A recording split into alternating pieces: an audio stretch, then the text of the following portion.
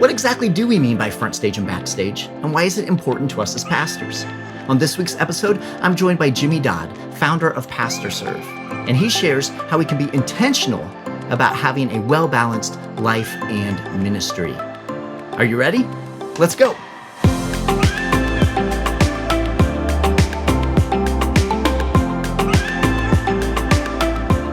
Hello, friends, and welcome to FrontStage BackStage. I am your host, Jason Day, and every single week we're bringing you a conversation to help encourage and equip pastors just like you to embrace healthy leadership, both in ministry and in life. We are blessed to be a part of the PastorServe network, and if you're joining us on YouTube, we encourage you to like, to comment. We love to get to know you a little bit better. Be sure to subscribe as well so you can be notified of conversations just like these every week. And if you're listening to us on your favorite podcast platform, be sure to subscribe as well and share with your colleagues and friends. Super excited about today's conversation. I am blessed to be joined by none other than Jimmy Dodd, the founder of PastorServe. So welcome, Jimmy, to the show. Hey, thanks, Jason. Great to be with you, my friend. Yeah, super excited. This is our very first episode of this new show. Come on. And we've been praying about this and planning and preparing and talking about it, and now it's a reality. And super excited not only for this episode and what it holds and getting to hear more of your heart, Jimmy, but super excited for every episode to come. And the amazing guests that we're going to have on, the opportunities that we're going to have to talk about really what it means to lead in the world in which we live now as a pastor, as a ministry leader, and how that means leadership in ministry, but also like self-leadership in our own lives, which is critical. Yeah. And so anyway, Jimmy, I just would love for you to share for our viewers just a little bit about the PastorServe story, because not everyone probably knows, and PastorServe's been around for over 2 decades and a well-respected ministry, but share with us a little bit about PastorServe, a little bit about Jimmy Dodd, and how did PastorServe come to exist? Yeah. First of all, I can't start without saying it's great that you're on the team, Jason. We're very honored. So, man, we are thrilled that you're on the team. So awesome. It just excites me. It's fun. Good deal. So PastorServe started. So I pastored for about 17 years. I pastored in Chicago, and then Boston, and then South Carolina, and then a church plant in Kansas City. And by God's grace, I was involved in just some great churches and some strong churches. And they were always large churches. So it was a bit tough just to start off with, with the church plant in Kansas City. But by God's grace, it went well, and there was growth. And there were some good numbers, and we got to do some great things as far as missions, as far as church planting. We got to make sure that we had some staff that we trained up. And so it went really well. And so I think that you would stop off at the church and you'd say, all right, it seems to be strong preaching, seems to be strong worship, strong leadership. They're a very generous church. It all looked really good. And I was absolutely miserable, Jason. I was miserable because I think that I believed the lie that lots of pastors believed, and it was, okay, it all looks good on the front stage, but if people really, really knew you, you know what, they wouldn't like you. If they really knew your thought life, if they knew the things that you dream about, and if they knew your greed and your jealousy or your lust or your fears or what, it's a long list. You know what, if they knew all those things, they wouldn't like you. So, and you know what, keep all your secrets. Don't share with anybody what's really going on. And just over time, that created more and more isolation. And it's interesting because you're in a fast growing church. People ask you to do things. You're asked to be on boards, and you're asked to speak at conferences. And so there were more and more opportunities to do some really fun things. That just drove me deeper into this isolation of, all right, now I've got I have a platform now. Now I'm being asked to do things.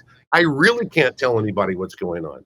Wow, you're right. I really can't be honest with anybody because it's going to be so disappointing for people. So I had 1,000 reasons in my mind. It's best if I just kind of keep some secrets. And listen, by God's grace, there was no affair, there's no embezzlement, there's no but there was a million petty idols in my life. Right. And it was just not good. And so it's one of those things. I just came to that point where I learned, okay, it's exhausting to go through life pretending that you're a lot better than you actually are. I mean, and it's physically exhausting, it's spiritually exhausting, it's emotionally exhausting. And I just got to that point where I was just completely depleted. And I thought, okay, you know what? I'm in trouble here. Um, and I don't know if I quit, if I leave. I don't know exactly what to do. So I reached out to some men that I have tremendous confidence in and just said, "Hey, I know it looks good on the front stage, but the backstage is not so good right now." I mean, like my marriage was not good, and it was not good because I found my self-worth in the church. And I found my self-worth in, I really want you to like me.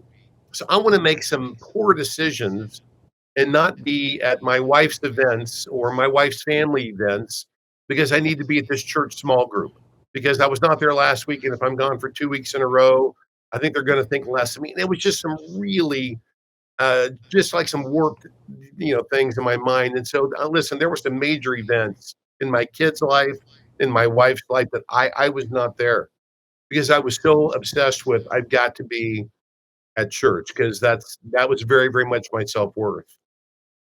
And so these men just spoke a lot of truth in my life. They spoke some really hard truth, some really good truth. The guy that spoke just a lot to me, his name was Jack Miller, and he had this. He just had this little mantra that he would say every time I saw him. He'd say, "Hey Jimmy, cheer up. You're worse than you think, but you're more deeply loved by Jesus than you will ever possibly comprehend." And I thought, That's beautiful. Yeah. that's the Yep. gospel right there. I'm worse than I think.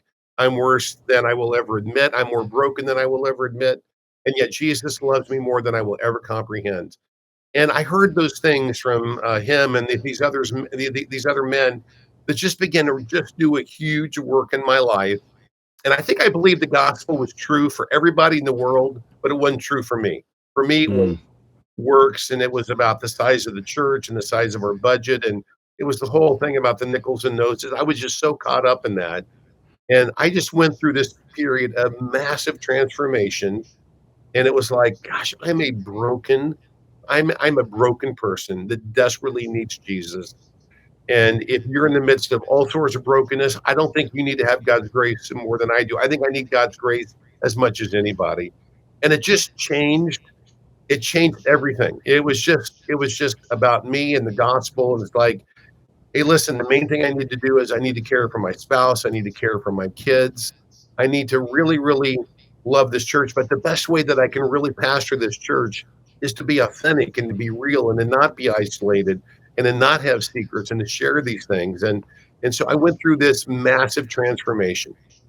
So way back when I was on the radio, I had a show, which is embarrassing now, and I hope that everything has been burned. But I had a show way, way, way back when, and I began to have pastors call me and say, "Hey, something's different. I've just heard for years and years your show, and there's kind of been a theme over the years, and that theme has massively changed.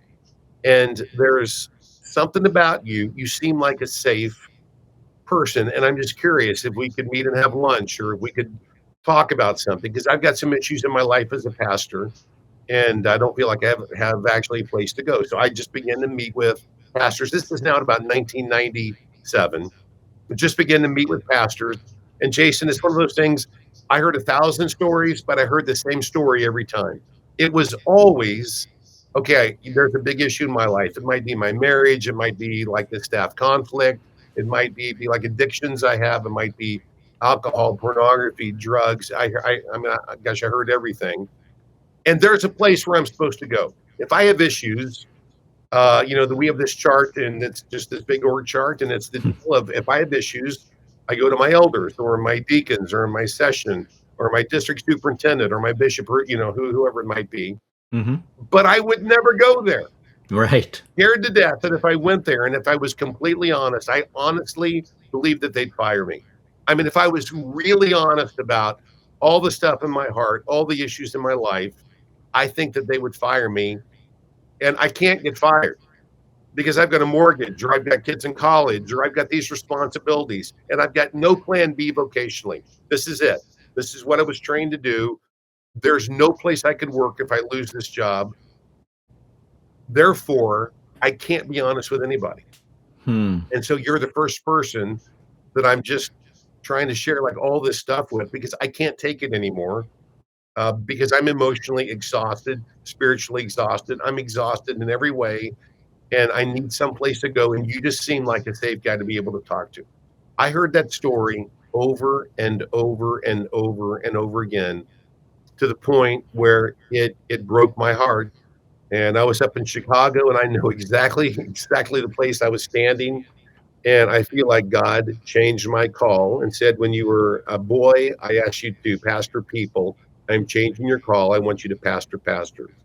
Hmm. And I mean, I was extremely naive, because I thought, okay, you know what? I'm just going to do it.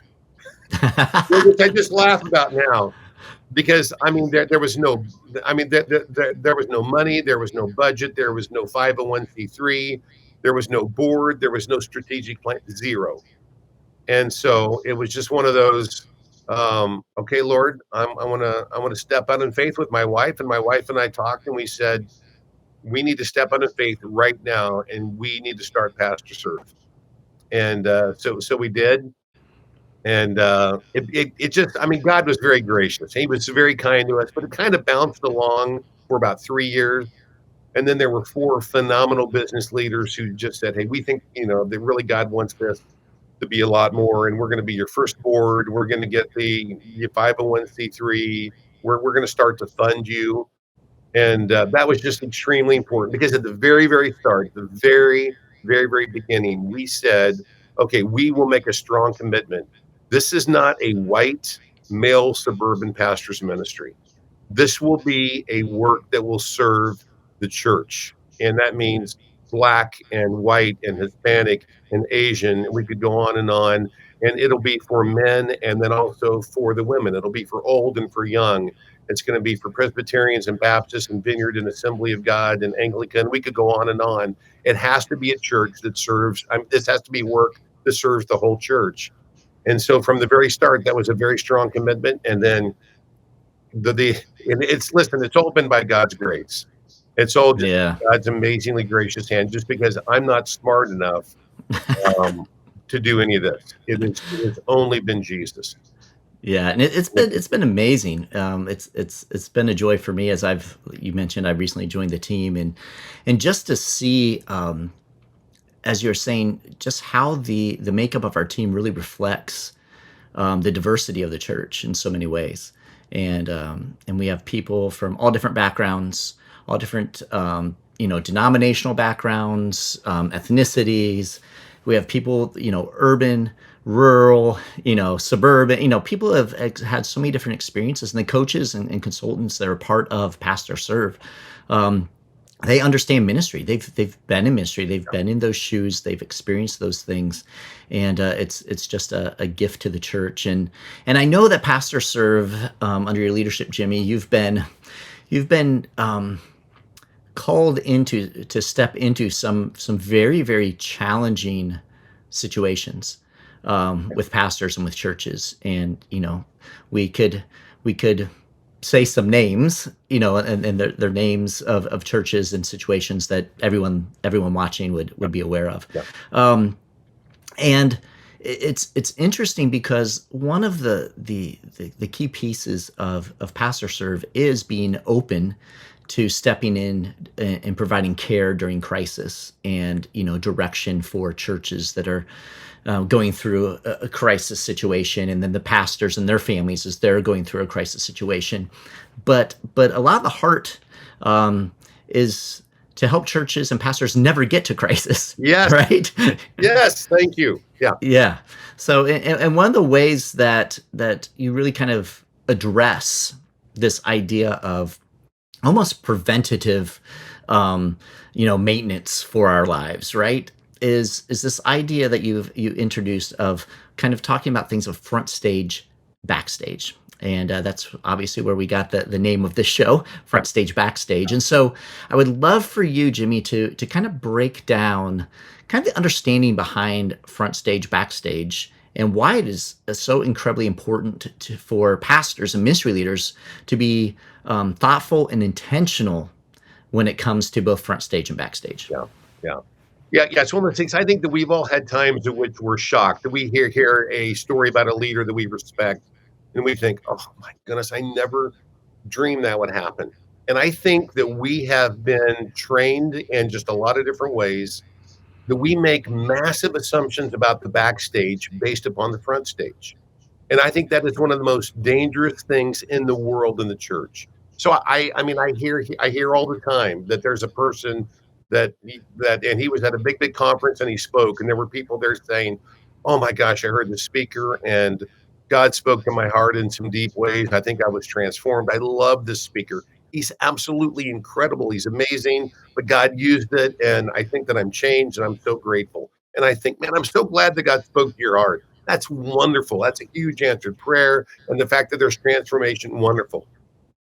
But you also said the speaker was amazing, awesome. You love him. He's wonderful. What do you know about him? Do you know anything about him? Do you know the way that he treats his spouse? You know the way that he treats his children? You know the way he treats his staff?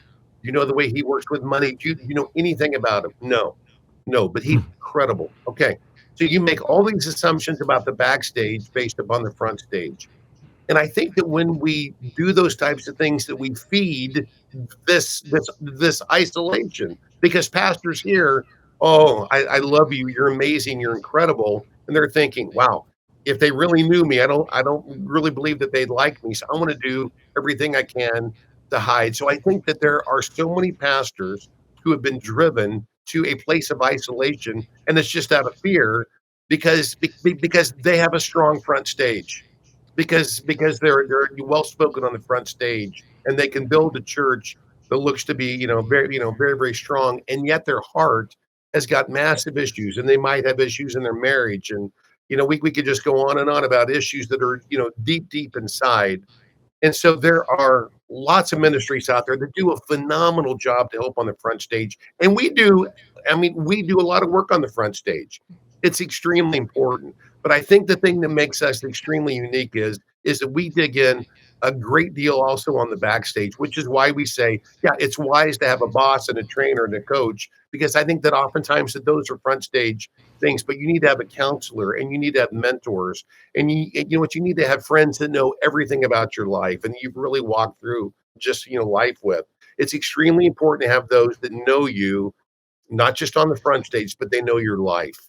They know your secrets. They know what goes on in your life. They know about your finances, that they know like your sexual history, that you can process with them, that you can just really, really actively walk with them.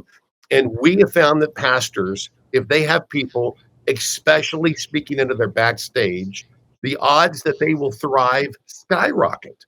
Hmm. They skyrocket. I mean, it Right. goes so much better.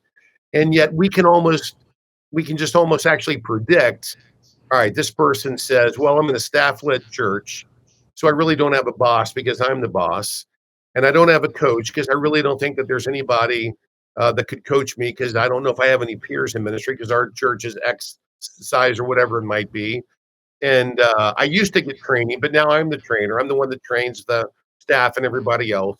I don't have a counselor because I think it's a waste of time, because don't want to spend time on the past. I used to have a mentor years ago, but we just have lost touch over the years. And if I'm completely honest, I don't have a friend in the world."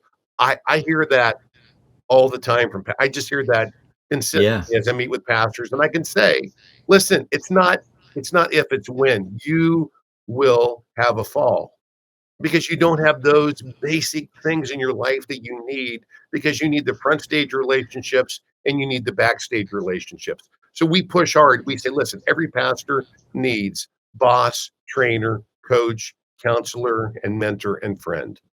Um, Yeah. and if you have if you have those roles, that's both the front stage roles and the backstage roles. And the odds of you actually thriving in ministry skyrocket. And just because I'm asked this all the time, and it's a great question. People are like, okay, do you actually believe that, Jimmy? And I'm like, "Oh, why would you question that? Okay, who's your boss, trainer, coach, counselor, mentor, friend?" My boss is the PastorServe board, as you know. I have a and you know what? I've got 2 phenomenal coaches. I have a ministry coach, I have a financial coach, and they both meet with me very, very consistently, and they speak into my life. I try to make sure that I mean, like, I'm oftentimes trained. I think that I'm very, very teachable, and so I constantly try to hear the right podcasts and the right books, and I read and I try to learn and grow. And I have a counselor that I will meet with actually this afternoon at 4 o'clock is my weekly time, and we're just going to process just all sorts of things in my life. I have a phenomenal mentor. As a matter of fact, I was with them up in Wheaton, Illinois, just about 3 or so weeks ago, and I've got about 3 or 4 really, really close friends that know everything about me. I mean, there's no secrets. They know everything about me. I was with one of them yesterday, actually, because I was in Northwest Arkansas. One of my guys is there. I was with him yesterday morning. So I hope that we don't just say this at PastorServe. It's Right. just, but we actually do it. We actually are like, hey, listen, we preach this, but we also believe it and we also live it. So Yeah, that's good. That's powerful.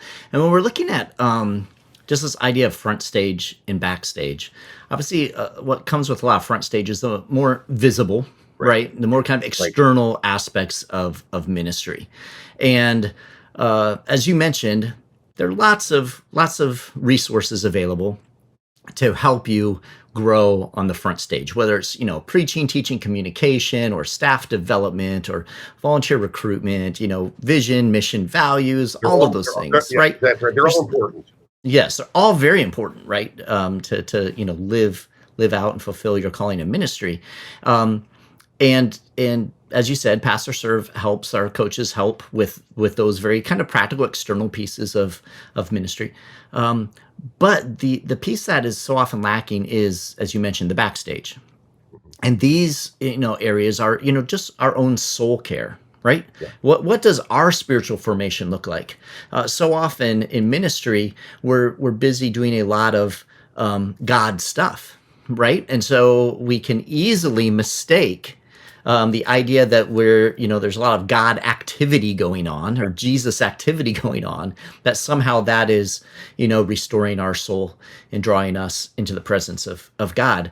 But that's not the case. right. And I've talked, and I've had seasons myself in ministry where I've, come to that recognition where I understand, yeah, I'm very busy Yeah, doing God stuff, but I have not taken the time to nurture my soul, just to yeah. sit in the presence of God and allow that replenishment. And so on the backstage, our spiritual development, emotional and mental health. Now, what's fascinating is PastorServe has been speaking into these elements, emotional and mental health, for years, as we've recognized over the last maybe 5 years or so. The greater church, has been paying a little more attention to that, which is Right. super important. But that's an area on the backstage to really address. And then, as you said, marriage. My relationship with my spouse, some of these more personal, my relationship with my children. Um, we've all heard, you and I both, and have seen way too many stories where pastors, and some watching right now might be experiencing this themselves, right? Where we're getting kind of sucked in, and we're getting fatigued, and we're investing, just like Jimmy, you were sharing a little bit about your story, investing so much. We were either having expectations put on us that were unfair from the church, or oftentimes, I know for myself in my journey, I put a lot of expectations on myself unknowingly, right?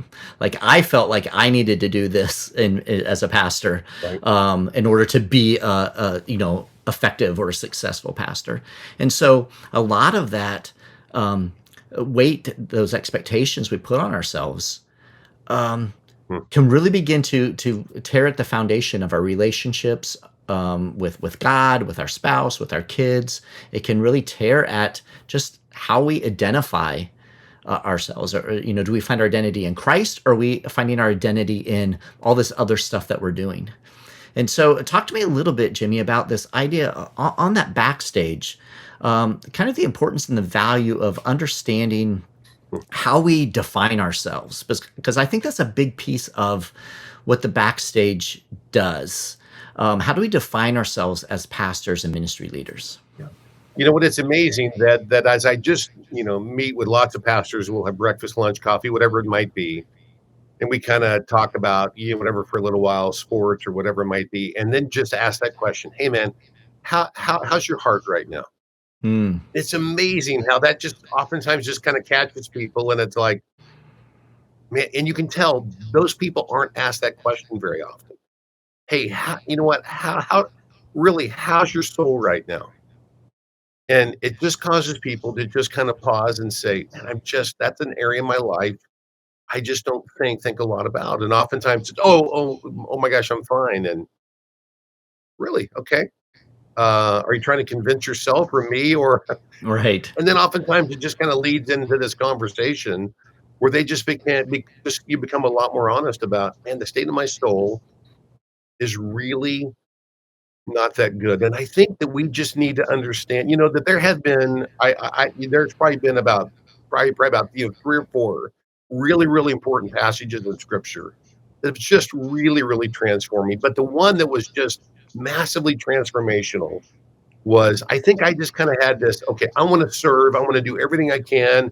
I want to grow my church. I want to do all of these things so that God is proud of me.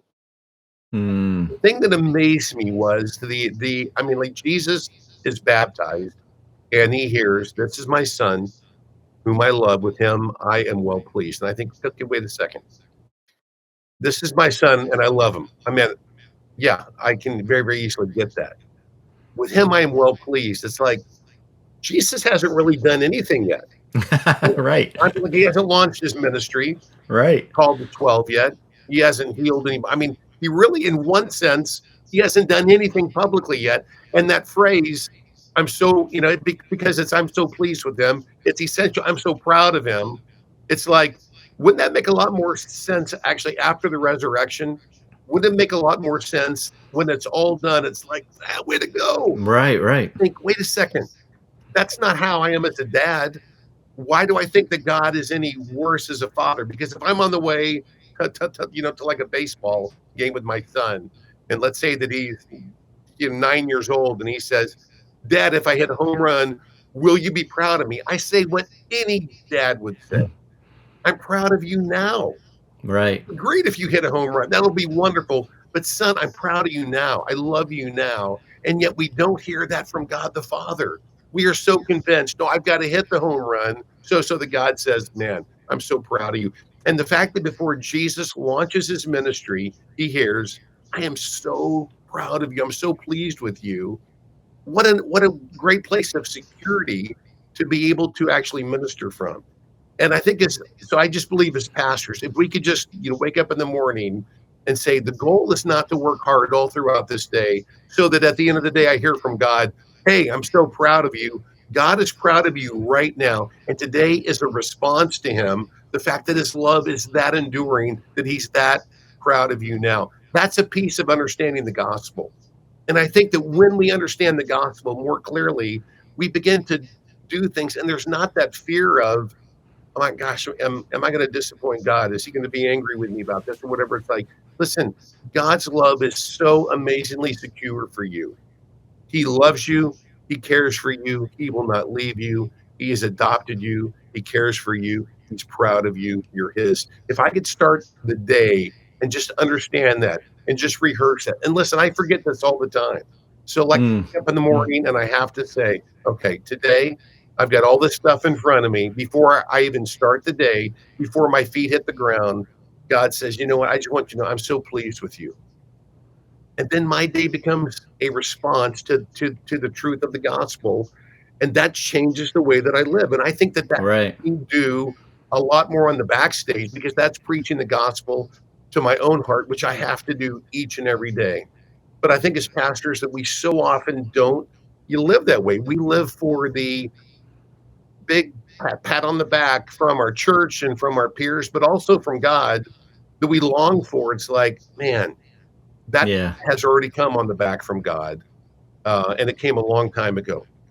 Yeah, I love that. for you. So, I absolutely love that. The whole idea of I honor God out of response to the love that He has for me, rather than I honor God in hoping to earn His love. huge. Right? I mean, it's just a mind shift, and it is interesting to think that oftentimes as pastors we can preach that pretty well.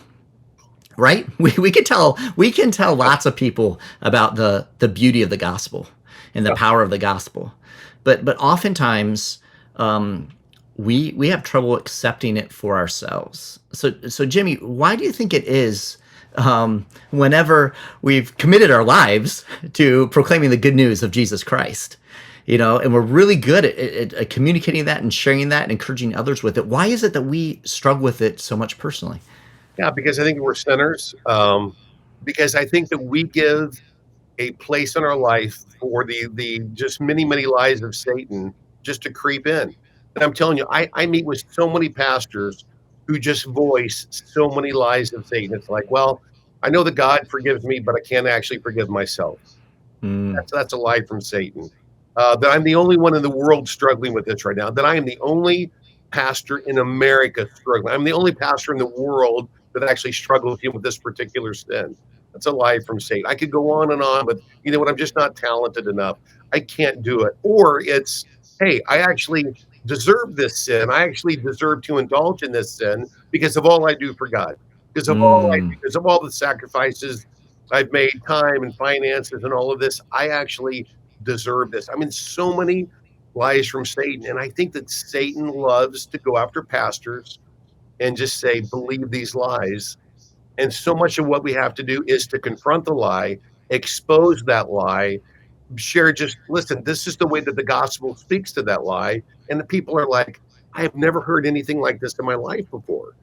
And it's amazing how, I mean, there's so many pastors that are just like, man, I've not heard this because I do believe the lies of Satan, right. and I think that's his main tool to do everything he can to bring that shame, which is a huge aspect of Satan, bring that shame and to bring that guilt, which leads to more and more of the isolation and I can't be honest with anybody, and as a result, I want to live a very secluded life, and my heart is not going to be openly shared with anybody. And that's heartbreaking because that will Right. shrivel your soul. Yeah, without a doubt. Without a doubt. And that's when we see things come crumbling down all around Yeah. us. Um, Jimmy, as we're kind of thinking through and talking through this idea of the backstage of life and the front stage of life in ministry, for pastors, what what do you feel are the best ways? I know you talked about relationships, which I know plays a lot into this, but the best ways for those who are watching even now, pastors watching now, who don't feel like there's a safe place, because I think it's very true what you said. It's hard to, if you're in a denomination, to go to a denominational leader and say I'm struggling with this. It's hard to, and it doesn't necessarily mean it's a huge, glaring, crushing sin. I mean, it could be something that you just internally are wrestling with that may never lead to a massive, headlines, in the church world, but it's still crippling you, right? And it's still holding you back from experiencing the fullness of what God has for you and for your life, for your family, for your ministry. So the lack of that safe space, what how does PastorServe, and how do you answer that challenge? Because I think that's really was the big challenge, and that's what PastorServe was kind of birthed out of, Right. was there wasn't a safe place to have these conversations. Yeah. So I think that there are, gosh, I think there's lots and lots of factors. I think the one big factor is that we have trained pastors with this mindset of it's dangerous to have really close friends in the church. And I mean, like I hear that all the time. It's like, well, Right. I don't have a safe place to go because I don't want to share stuff with my friends in the church because I've just been told that is just not wise. And the thing is, okay, so what's like the backside of that whole thing? Why don't have friends in the church? which means I don't have friends, period. So it's like, okay, so like if it's isolation or you take a risk and you have a friend in the church, take a risk and have a friend in the church. Because I think oftentimes it's, well, I don't have any I don't have any friends anywhere because I can't trust people in my church, and outside of my church I don't know if I know anybody well enough. Then take the risk and share with somebody in your church. Find a friend that you think that could be a very, very safe place. Listen, I hope your church is a safe place. I hope that your board is a safe place. I hope that your board or whatever it might be, that they understand you're broken, that you're a sinner, that you have issues just like everybody else. You're absolutely a person too, and that they would extend care, that they would just extend grace. But I know that's hard for pastors because there's just way, way, way too many stories about the pastor that goes and says, "Hey, I have a crush on our worship leader right now, and I just want to just admit it. There's been nothing done as a result. I haven't said anything.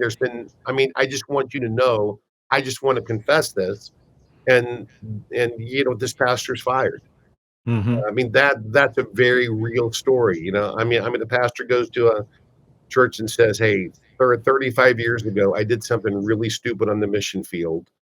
It was not disqualifying, but it was stupid, and my wife asked me about it, and I actually lied to her. But I feel like I just need to just be very honest about this." And they're like, "You know what? You're done. You're gone. You're fired." And those stories are out there, and those Hmm. stories just create more fear in pastors of there's no safe place to go. And I would say do everything you can to find, I'm in like a friend in the church, and I want to pray that your board or your elders or your bishop, whoever it might be, I want to pray that there is grace there. But if you can't find anybody, call PastorServe. Hello, pastors. I'm jumping in real quickly to share a great opportunity for you from PastorServe. For over 2 decades, PastorServe has been strengthening the church by serving pastors just like you through personal coaching and church consulting. And right now, they're offering a complimentary 1-hour coaching session with one of the experienced PastorServe coaches. Now, you can learn about this opportunity and register by visiting pastorserve.org/free session. That's pastorserve.org/free session. You'll find more details. There's absolutely no obligation. We are here to serve you. We talk to so many pastors. Listen, I've had thousands of conversations that start with this. I've never talked about this with anybody, and it's like, okay, and it's freeing. It's so freeing for them to just have that conversation. And and it's like they're always skeptical. It's like, okay, if I tell you all this stuff, you're gonna think less of me.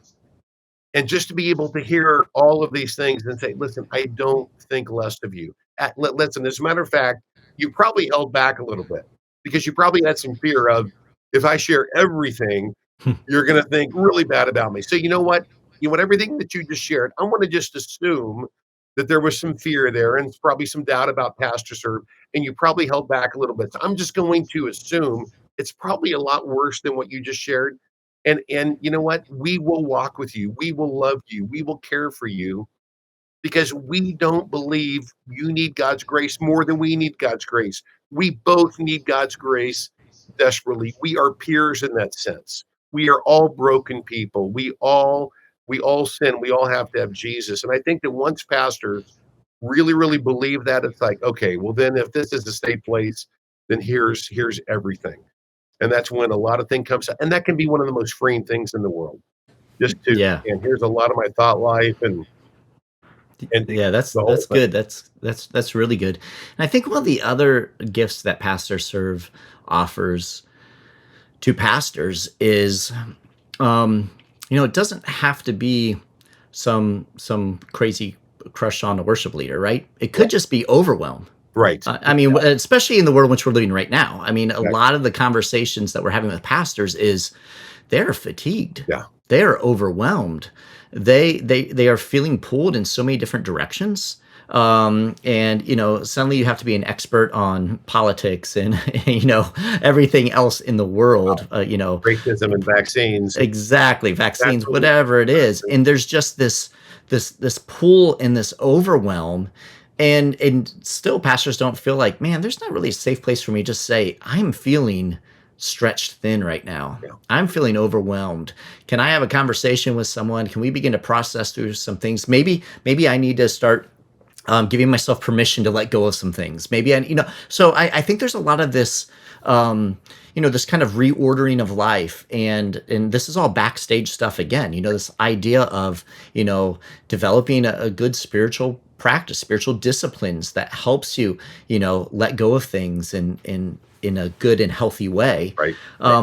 Otherwise, it comes to a point where, we see this, Jimmy, you and I have talked about this, just the rate of pastors stepping away from ministry is just increasing. Just over the last 2 years, those who are considering leaving ministry, it's over doubled in a recent survey research that was done by Barna. But so it's this idea that, man, rather than getting burned out or tapping out or whatever, stepping back and having a conversation with someone who cares, who's been there, who's talked to plenty of other pastors, who can help you kind of stop and take a deep breath and care for your own soul and begin to process things and begin to think, what about time management? What about, margin in your life?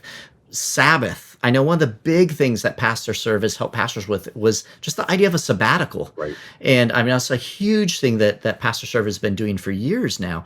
And so this whole idea of, like you said, just coming alongside of a pastor, whatever stage of ministry, you don't have to be at such a level that things are about ready to explode or implode. You could be, this is the preventative side. Right. You could be saying, hey, Right. listen, I'm feeling a bit of overwhelm. Right. Now's the time to address these things. Now's the time to begin processing through these things. So I never get to that place of vulnerability. It's interesting. Often, the disappointment, discouragement, disillusionment opens us up to being much more vulnerable to attacks from the enemy. Yeah. So this idea of, how do we address those things now as pastors and ministry leaders so that we are being attentive to those areas where we are vulnerable, and that we can be aware, and that we can, protect ourselves and our families and our people, our churches. I think all those things are so vital when it comes to really doing ministry today. I completely agree. Yeah, that's exactly right. And I think that it's been a very, very painful stretch for pastors. They feel extremely attacked. And I know that there are lots of men and women that feel like, gosh, anytime I bring up anything about the vaccine or about, it's gosh, it's a long list. There's going to be two very, very, very, very loud groups on both ends, and make my life miserable. And the thing we say over and over again is, listen, there's always going to be some loud groups on the extremes, but there's this huge group in the middle. That group needs you, because if you constantly respond to this group on this side or this group on the other side that are going to be so vocal and so loud, that will drive you crazy. There's a huge group in the middle that will not be vocal. They desperately need you. But we see pastors that are attacked from these extreme sides, and there's extreme sides right now. Because again, you know what? I don't want to be in this church if we don't agree on the vaccine or on systemic racism or on CRT or Christian nationalism, all of these different things. And the thing which I have just emphasized to pastors more and more, which just sounds so simplistic, but it's so important, is listen, now more than ever, you've got to find your basic unity in Jesus. You've got to preach Jesus.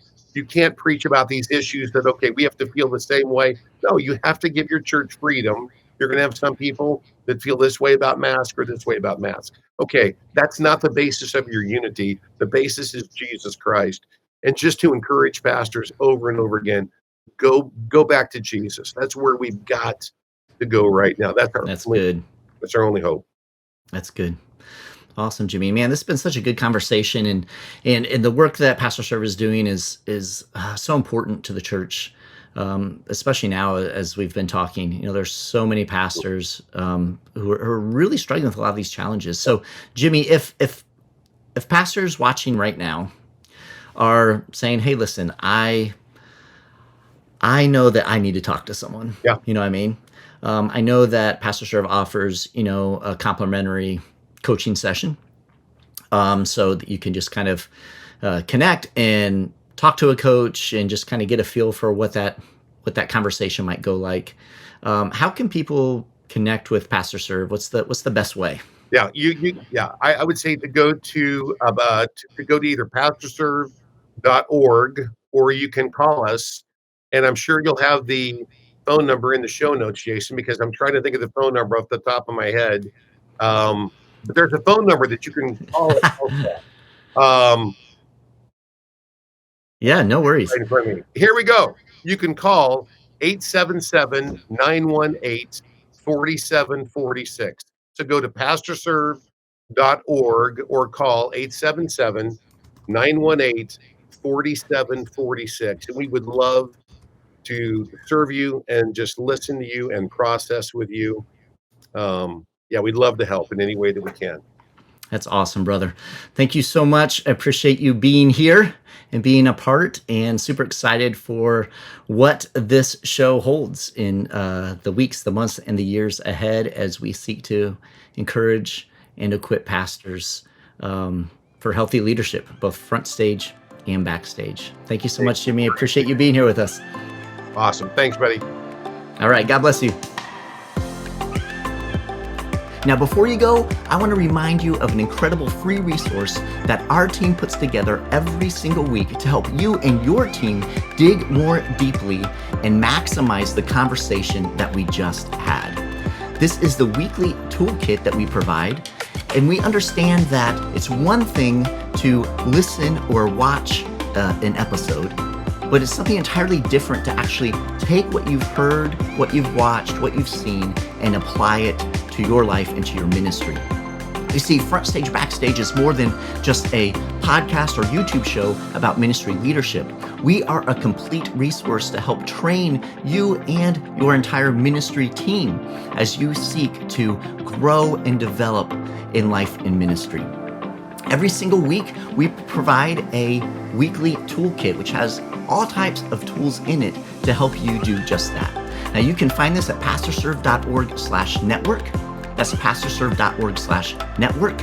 And there you'll find all of our shows, all of our episodes, and all of our weekly toolkits. Now, inside the toolkit are several tools, including video links and audio links for you to share with your team. There are resource links about different resources and tools that were mentioned in the conversation, several other tools, but the greatest thing is the Ministry Leaders Growth Guide. Our team pulls key insights and concepts from every conversation with our amazing guests. And then we also create engaging questions for you and your team to consider and process, providing space for you to reflect on how that episode's topic relates to your unique context at your local church, in your ministry, and in your life. Now, you can use these questions in your regular staff meetings to guide your conversation as you invest in the growth of your ministry leaders. You can find the weekly toolkit at pastorserve.org/network. We encourage you to check out that free resource. Until next time, I'm Jason Day, encouraging you to love well, live well, and lead well. God bless.